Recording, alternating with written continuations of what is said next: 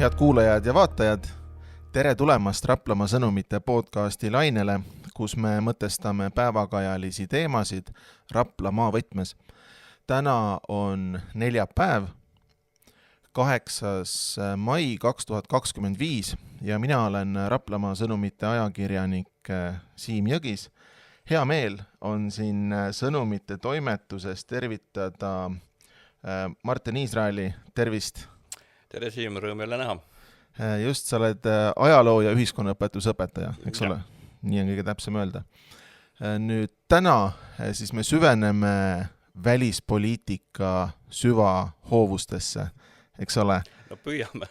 Et siin nädal aega tagasi, 29. aprillil täitus Ameerika Ühendriikide presidendil Donald Trumpil 100 päeva oma teisest ametiajast. Ja. Just nüüd, Martin, kui tähelepanelikult sa üldiselt Ameerika Ühendriikide poliitikat jälgid? Ma arvan, et suhteliselt sama palju kui kodumaist ja Euroopa. Et minu jaoks CNN ja isegi Fox News tänasel päeval on ikkagi igapäevaselt avatavad ja mõnikord ma ikka jään CNN-iga päris kauaks ka tegelikult vaatama. Kuigi ma tean, et tänasel USA presidendil CNN nagu absoluutselt ei sobi, et tema jaoks on see nagu fake news. Aga minu jaoks on enam-vähem niisugune sobiv uudistekanal ja mitte ainuüksi jälgimaks nagu Ameerika enda poliitikat, vaid kui midagi nagu ka globaalselt juhtub, siis midagi ei ole teha. CNN on selline hea live-kanal, kus neid reportaaže päris kiiresti nagu tehakse. Donald Trump. Ta on ikka omaette fenomen, eks? Minu jaoks esimene kokkupuude Donald Trumpiga, ma arvan, väga paljude eestlaste jaoks on tegelikult ju Üksinda kodus 2. Kui Kevin küsib hotellis ühe härrasmehe käes, kus siis lobi on. Ja ega mina temale tegelikult väga palju läbi aastate tähelepanu ei pööranud. Ma teadsin, et on tegemist ühe sellise huvitav ärimehega, parasjagu egomaniakiga, keigariga, kellel meeldib nagu väga avalikkuse ees olla ja eelkõige kogus ta ju tuntust missivalimiste suure nii-öelda korraldaja ja toetajana. Aga kui hakata nagu tagantjärgi vaatama, siis tegelikult võib öelda, et ega Trumpi poliitiline ambitsioon ei pärine kindlasti nagu siis 2015. aasta rallist, et ta esimest korda siis püüdis saada pardale juba 1988. aastal, mis minu jaoks oli päris suur üllatus, et ta püüdis pugeda tollase presidendikandidaadi Bush seniori asepresidendiks. Aga mille peale siis senior oli nagu lihtsalt itsitanud, et et kes see selline vend on. Ja teist korda ta tegelikult ju plaanis kandideerida 2000, aga siis ta loobus. Et see tema tulek nagu sellesse presidendi võitlusesse siis tänases mõttes siis 10 aastat tagasi. Mõnes mõttes võib-olla oli üllatus, mõnes mõttes mitte, sest Obama ametiaja järgijana või jälgijana siis õigemini oli kahtlust arvata, et Trump midagi sellist teeb. Midagi sellist, sa mõtled siis... Et ta kandideerib presidendiks. Et lihtsalt on nüüd küsimus selles, et miks ta seda kõike tegi. Et üks levinumaid versioone on see, ja mida kajastas ka, kui ma nüüd ei eksi, siis minu meelest pärast Trumpi saamist 45. USA presidendiks National Geographic ühes oma dokumentaalfilmis. Ja mina selleks ajaks juba tegelikult seda teadsin. Nimelt on üks levinumaid versioone see, et Trump läks Obamale kätte maksma. Läks kätte maksma alanduse eest, mida Obama tegi talle 2011. aasta Valge Maja pressiesindajate pidulikul õhtusöögil. Mulle tuleb see silme ette. Ma tean, see klipp on YouTube'is igatepidi saadav erinevas versioonis, variatsioonis ja muidugi on võimalik ära vaadata kogu see nii-öelda õhtusöök, jah. pikk õhtusöök, mis iseenesest tegelikult on alati olnud kaunis maru naljakas, sest USA presidendid, kes seal on esinenud, nad ikka nagu võtavad oma selle huumori poole ikka enda aadressil ikka nii hästi käima, kui veel vähegi nagu olla saab, et aga see, mida Obama Trumpiga teeb, ja Trump on külaline seal tol õhtul. Ja see Trumpi nägu ja see reageering. Et selle peale väga hästi ütleski selles National Geographicu dokfilmis üks tema tollaseid assistente, et ma nägin Trumpi nägu, ma nägin Trumpi reaktsiooni, et kas president Obama ikka teab, millele ta aluse pani. Et tegelikult Trump läks sisuliselt kätte maksma, et kui me vaatame tänast seda 100 päeva või tagasi ka seda eelmist 4 aastat, mis oli ikkagi palju leebem, siis ega poliitilist ambitsiooni ju tegelikult sel mehel ei ole. Ta on populist. Ta on pesuehtne populist, kes räägib täpselt seda, mida ta tahab, millal tahab, kunas tahab. Ma toon väga lihtsa näite täna hommikusest klipist, kus nüüd Trump pidi siis jagama selgitusi India-Pakistani vahelise siis relvakonflikti kohta. Nii. Aga millega Trump alustas? Täpselt oma klassikalise lausega. Ma tean Indiat, ma tean Pakistani, ma tean neid väga hästi, nad on minu sõbrad ja see kõik on väga kole. Punkt. Aga tegelikult sa saad inimese olekust ja kõigest aru, et tegelikult sorry, aga ma ei jaga vist matsu ka, et millest üldse jutt käib. See on tuttav tunne, jah, ta on seda sama taktikat varem ka kasutanud, eriti mul on see silma jäänud nendes olukordades, kui ta on ennast püüdnud näidata kristlasena, et meeldida valijaskonnale ja siis küsitakse tema käest, et mis sulle piiblist meeldib või too mõni koht välja ja siis on täpselt see hetk, kus ta tegelikult ei tea midagi, mida öelda. Mm-hmm. Et ja sellised hetki on nagu palju veel, et kui on näha, et selle esimese 4 aastaga kas siis administratsioon suutis teda nagu ohjas hoida, siis juba valimiskampaaniast lähtudes ja olgem ausad, mis oli ikkagi väga suur selline, kuidas ma ütlen, siis hoiatusmoment või ohusignaal oli ikkagi 6. jaanuari rahutused, kongressi ründamine. Kus tegelikult ju Trump sõna otseses mõttes tahtis teha riigipööret selleks, et saada diktaatoriks. Aga täna ta liigub, nii naljakas kui ka seda öelda ei ole, ta liigub seaduslikul teel siin.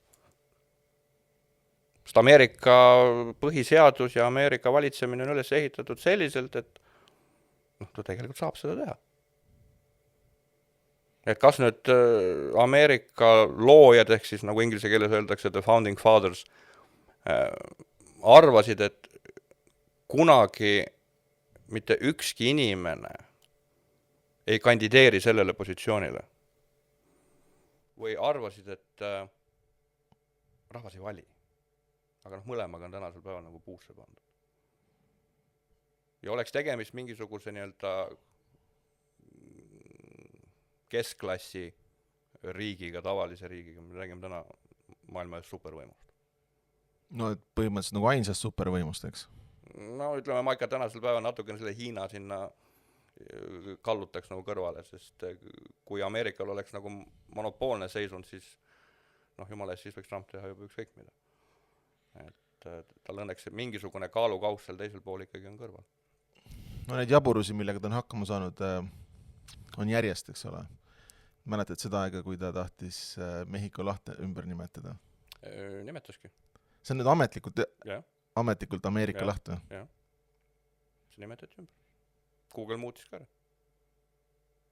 Täitsa lõpp on ju? Siis ühe mäe ta nimetas ringi ja hakkame kas või sellest peale, et ma tahan Gröönimaad. Gröönimaa, vot. Mis on tema huvi Gröönimaa suhtes?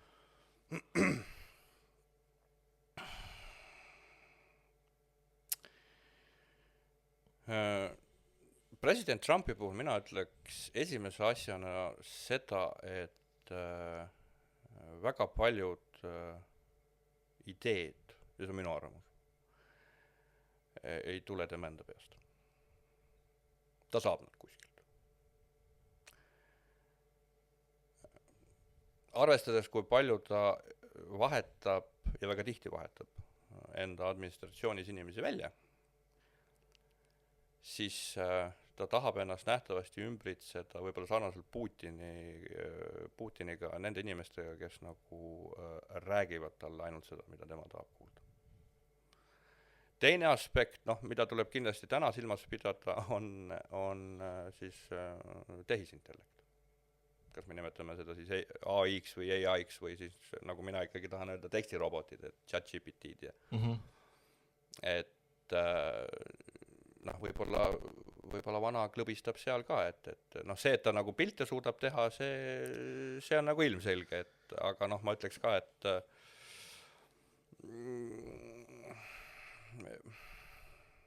ma ei tea, ühele tipp-poliitikule, jah, sa võid enda lõbuks teha endale, ma ei tea, koduarvuti töölaua taustapildiks panna, teed endal pildi paavstina. Ja, võt, seesama pilt paavstina, aga USA presidendina ja seda presenteerida nagu ametlikult, mina ütlen, võib-olla tõesti liiga vanamoodsa inimesena, aga selline asi kõlba. Ei kõlba muidugi, see on nagu mühaklik käitumine. Ongi mühakas, Donald Trump ongi ju mühakas. Kusjuures, vaata, kas ta nüüd on mühakas, on ta seal nagu kõike kokku, et ta lihtsalt on. Ta on tema ise. Tema ise, jah. Jah, aga mis minu point ongi nagu täna see, et või mis paneb muretsema, et kas arvestades populismi võidukäiku, mitte ainuüksi Ameerikas, Euroopas, tegelikult ka Eestis, arvestame EKRE-t, siis kas see ongi nagu globaalse poliitika nagu tulevik, et me ei aja enam asju mingisugustele väljakujunenud reeglitele või diplomaatiale tuginedes, vaid me lihtsalt klähvime. See paneb muretsema. See paneb muretsema küll, jah. Kuule, kas ma võin korraks kerida tagasi üks asi, mida sa enne mainisid, jäi mulle niimoodi pähe, oli see, et Trump ümbritseb ennast ametnikega, kes räägivad seda juttu, mis talle endale meeldib. Ja seda me oleme ajaloos varem näinud ka, kus riigijuhid või üldse liidrid samamoodi käituvad, ja see on allakäigu algus. See ongi allakäigu algus ja see on ilmselge vihje tegelikult ju diktatuuri väljakujunemisel, et Ameerika president saab tegelikult autoritaarselt valitseda, lihtsalt tal peab olema kongress täielikult käpal, mis ju tal praegu on. Et lihtsalt küsimus on selles, kuidas ja mil moel ta seda võimu nüüd suudab ja näiteks järgmisi vahevalimisi suudab kindlustada. Et see on nagu oht või ohtlik, et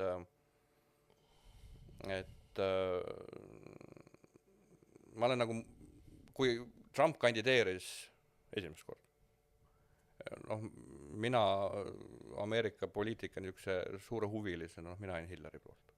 Sest minu silmis Hillary Clinton vääris tegelikult olla president. Kui nüüd Trump teist korda kandideeris, siis naljakas küll öelda, aga mingi osa minust lootis, et ta saab. Ja see oli siis, kui ta Bideni vastu kandideeris? Ei, kui ta nüüd Kamala Harrise vastu just kandideeris. Et kui ta ametis oleva presidendina Bideni vastu läks, siis oli mul küll selge pilt, et kulge nagu lõpetame selle pulli ära.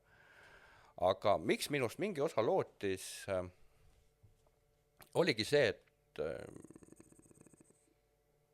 minu jaoks nagu tänane ühiskond on ja ka globaalne ühiskond on vajanud mingisugust raputust. Sellepärast, et kuidagi ollakse vajunud kas liigsesse mugavustsooni. Lastakse ennast võib-olla liiga palju mõjutada kõikvõimalikest lihtsatest asjadest, et minaks kuidagi nagu see maailmakord on läinud veits või veidi kiiva, et inimestel on järjest vähem sellist kriitikameelt ja kas analüüsioskust või analüüsivõimet, et noh, siin me muidugi hakkame kohe haridusse vaikselt jõudma, et ärme seda ust lahti tee. Aga ma mõtlen just seda, et okei, valige vana ära. Et siis saate sellise raputuse, et noh, et me helbime seda suppi nagu mitte siin täna selle 4-aastase ametiaja, vaid me helbime seda suppi siin vaata, et ühe inimpõlve. Noh, ja kahjuks tuleb praegu vaadata pärast seda 100 päeva, et noh, väga kiirelt me oleme sinna poole teele. Ja oleme küll sest et minu silmis Trump hoiab vabariiklikku parteid nagu oma käpal, isegi nagu vangis võib-olla, noh, et see tema mõttevool on nagu nii tugevasti seal praegu sees. Kui sa paned täna Google'is Trumpism, sa juba leiad täiesti poolteaduslikke seletus. Jah, just noh. Ongi nimi juba selle liikumiseleks või noh, mõttevoolul. Ta tegelikult on Trumpismis saanud ideoloogia. Jah, just. Populism, autoritarism, natsionalism, noh, iseenesest rahvuslusel ei ole ta midagi. Noh, kui poliitik ei ole mingilgi moel natukene populistlik, ütleme ausalt, ta ei ole siis poliitik. Just. No, aga kui me sealt juba hakkame jõudma autoritarismi või nii-öelda siis teataval moel diktatuuri teed, no poisid. Ma mäletan seda hommikut, kui Trump võitis Kamala vastu. Ja enne seda ma ei teadnud, eks ole, kumb võidab, aga ma mäletan, kui Trump valiti tagasi, siis ma püüdsin ennast lohutada selle mõttega, et ega ameeriklased ei vali endale diktaatorit, nad valivad ikkagi presidendi. Aga nüüd need 100 päeva, noh, nagu sa ka mainisid, eks ole, me liigumegi selle diktatuuri suunas. Absoluutselt igas mõttes. See ongi nagu see koht, kus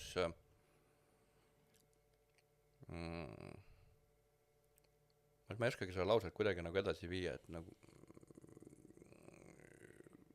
miks me oleme, miks, seda ma oskan välja pakkuda, et me oleme 21. sajandi esimese veerandi nii-öelda siis lõpukünnisel, me oleme jõudnud inimkonnaga mingisugusesse sellisesse ajahetke, kus ilmselgelt on näha, et klassikaline demokraatia sellisel kujul, sellistes tingimustes enam toimida ei saa. Aga noh, kuidas, ütleme, sotsiaalmeedia ja internet ja nii-öelda see vaba ajakirjandus on nagu selle inimeste iseseisva mõtlemise nagu ära söönud. See on jube. Kas sa mõtled siin ka vandenõuteooriate peale tulekut? Nagu laviinina tuleb seda peale sotsiaalmeediast kogu aeg? Ega kusjuures kindlasti, sellepärast, et noh, täna praktiliselt ole mees ja loo teooria ja postita ja kui sa sellele saad juba 2-3 laiki, siis tegelikult on sellel juba kõlapinda. Et kui me läheme ajaloost tagasi, siis vandenõuteooriad on läbi ajaloo olnud absoluutselt igas hetkes, aga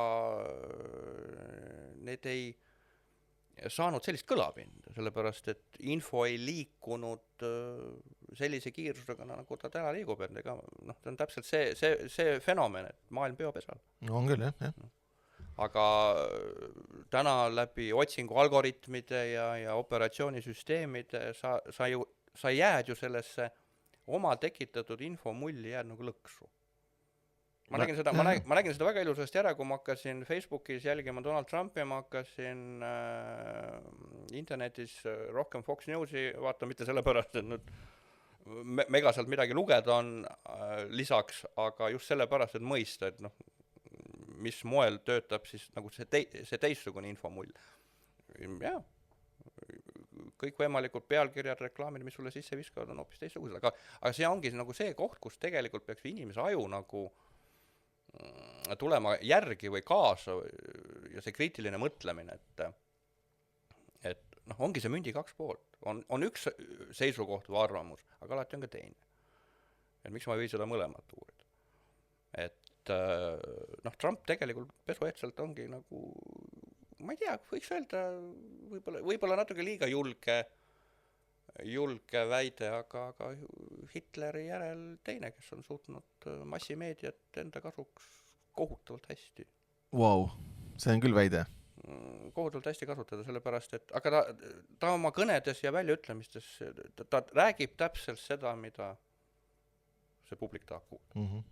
No seda enam, et tal on oma sotsiaalmeedia võrgustik, eks No ole. täpselt. Oled sa vaadanud sinna või? Kusjuures õnneks või kahjuks, ütleme nii, et täna see närvisüsteem on ka nagu on, ma kardan, et kui ma selle hakkan nagu ringi surfama, ma lähen väga kähku Ja külaseks. see on see Truth Social, eks Jah. ole. Ma ei ole vaadanud sinna. Et kui me võrdleme, ongi täpselt see, et noh, et mismoodi ka ju Hitler ja Goebbels suutsid seda, noh, tegelikult Goebbels oli ju massimeedia looja. Noh, ideaalne. Ja tegelikult see, mida Trump täna teeb samamoodi. Või nagu sa ütlesid, et hoiab vabariikliku parteid nagu selles oma saartes. Aga see, tõmbame ainult paralleel. Ajalugu kordub. Ja tal on oma järgijad ja tal on oma järeltulijad. Sest järeltulijad, noh, võtame kas või selle näite, et nagu sa ütlesid enne, et bensujaama asemele tehti nännipood, noh, Trumpi nännipood, et noh, ta on igas mõttes nagu ärimees, avaliku elu tegelane, kes tahab võimu suure tõenäosusega mitte nendel õigetel eesmärkidel, aga ta suudab kõiki kanaleid enda hüvanguks kasutada. No. Kus on olnud minevikus Bideni nännipood või Obama nännipood? Pole sellist asja. No. Ma ei tea, kui täna Barack Obamale nagu öelda, et kerime ajas tagasi, tehke ka oma nännipood. Ma tahaks näha, mida see mees ütleks. Et siuke üleolev matslik käitumine, mis on nagu tema puhul ja siis ta näitab seda, eks ole, igale poole välja ja tal on oma järgeskond, noh. Ja on. Ongi, jah. Ja ma ütlen järeltulijad ka, sest ega noh, J.D. Vance, eks ole, noh, noor mees tegelikult, jah. Noor mees. Mis mulje muide tema sulle jätnud on? Tuleb kahjuks öelda, et mõnes mõttes isegi negatiivsema kui Trumpis. Tõsi, jah? Et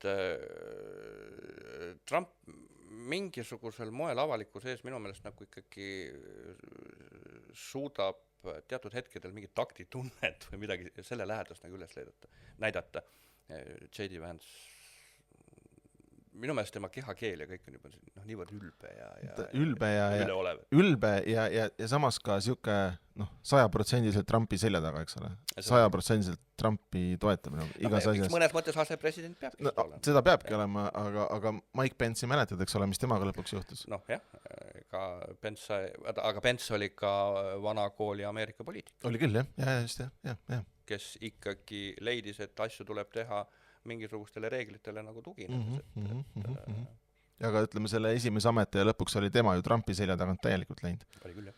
Jah, just. Ja nende kahe mehe vaheline koostöö oli hetkega läbi nagu lõigatud. Et mis ma tahtsin öelda, mis on minu meelest nagu Trumpi teataval määral nagu võib-olla ka sellise tavainimese jaoks tõlgib nagu paremini lahti, muidugi inglise keelt oskama, sest kui seda tõlkida nagu eesti keelde, siis seal on väga palju nagu tõlkes kaduma läinud. On sellise Ameerika niisuguse,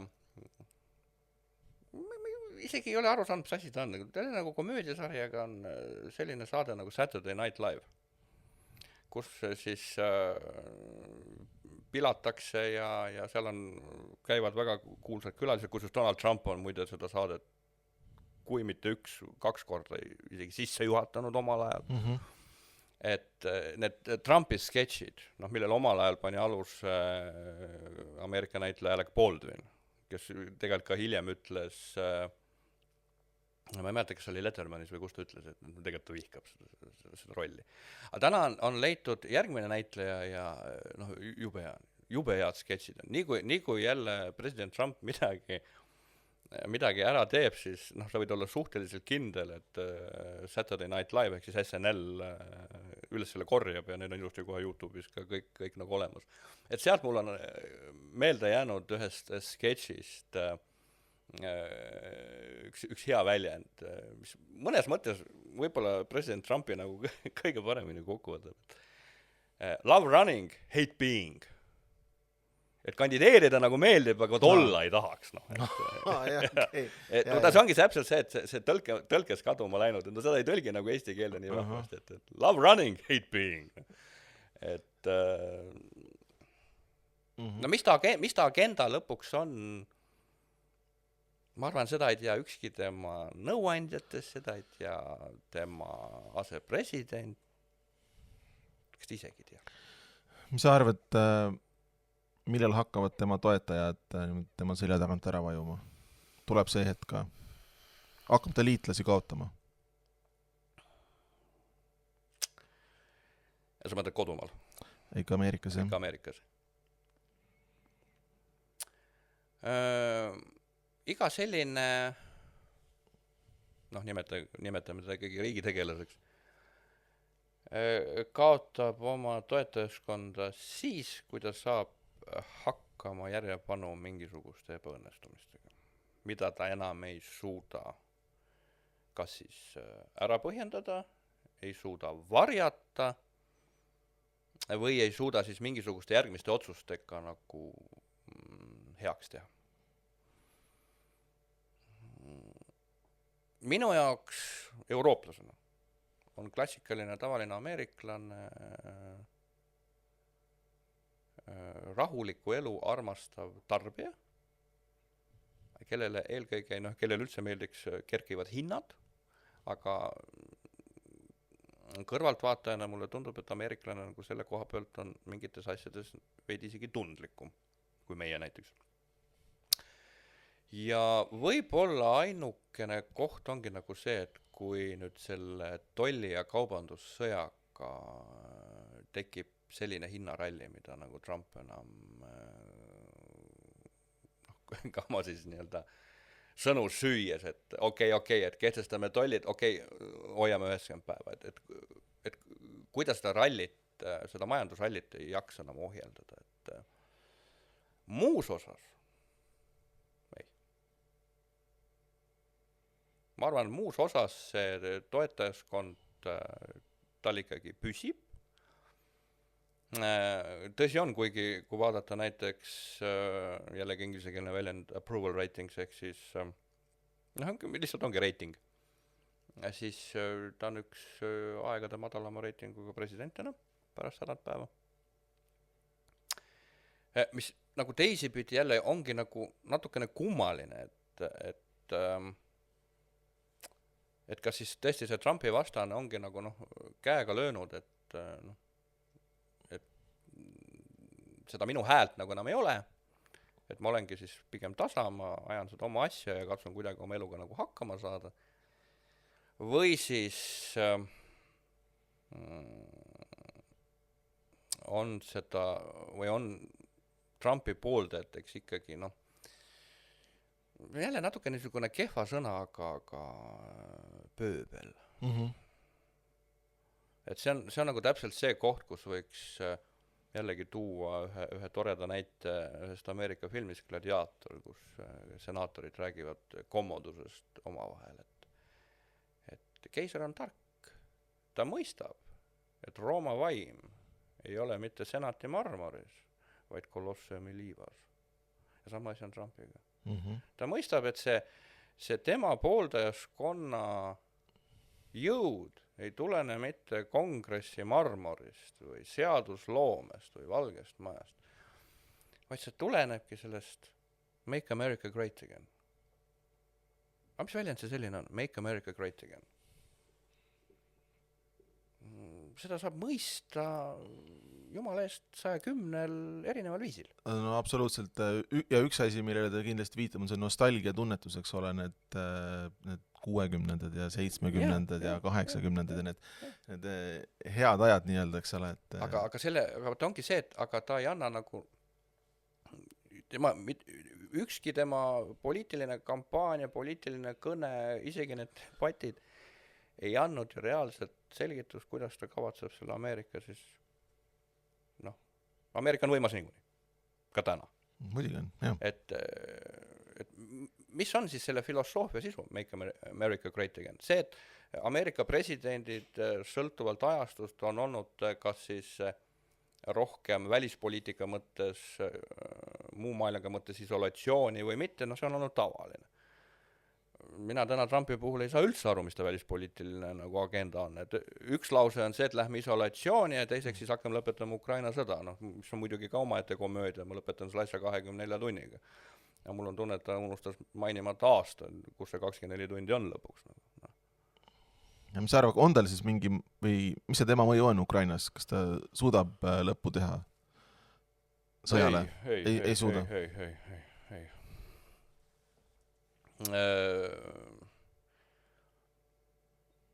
Trumpi puhul on üks ohtlik nähtus temal endale. Et millal, mis teo või tegudega ta vihastab välja kellega oma vastastest välismaal. Hiinlased, Vladimir Putin, ka tegelikult Euroopa. Et mis siis saab, kui tekib see, ma ei usu, et tekib, aga kui tekib see olukord, kus Trumpi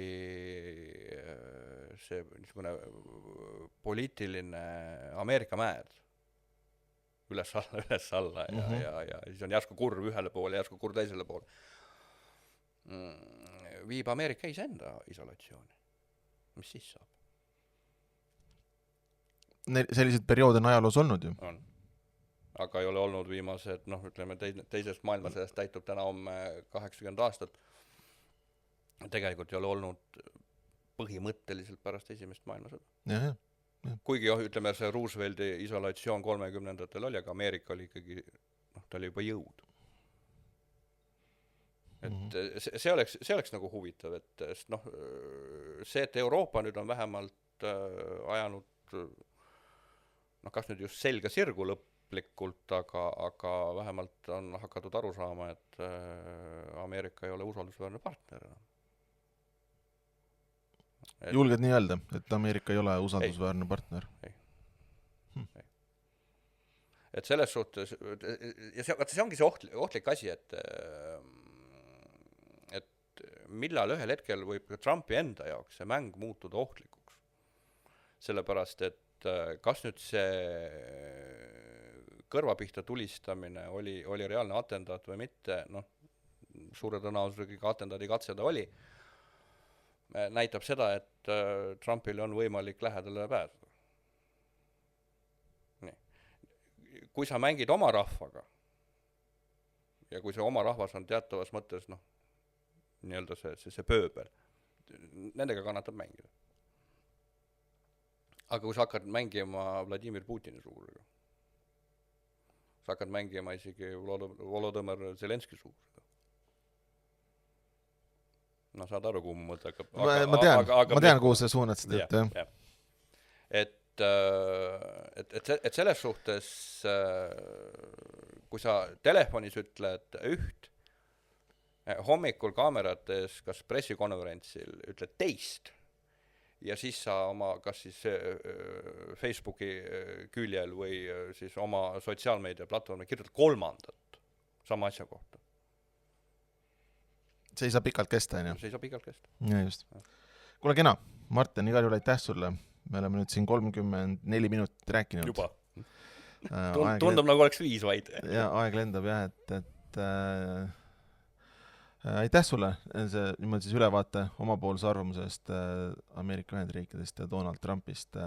100 päeva on lühike aeg, eks ole, pikem aeg on veel ees. 100 päeva on lühike aeg, pikem aeg on ees, aga ilmselgelt on see 100 päeva ära näidanud, et midagi läbipaistvat, midagi lihtsat siin tulemas ei ole. Ta ei karda oma sõnu süüa, aga ta laseb ikkagi välja paista selliselt, et kõik otsused, mis ta teeb, on head, sest kõik ju teavad teda, kõik armastavad teda, kõik tunnevad teda. Et lihtsalt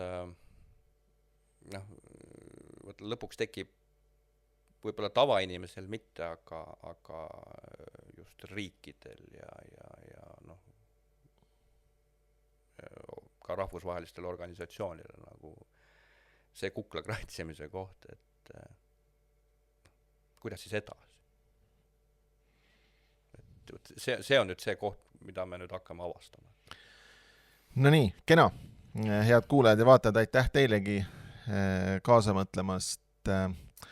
Raplamaa sõnumite podcasti saab ikka ja jätkuvalt vaadata, kuulata sõnumid.ee, YouTube ja Spotify ning kuulmiseni järgmisel korral.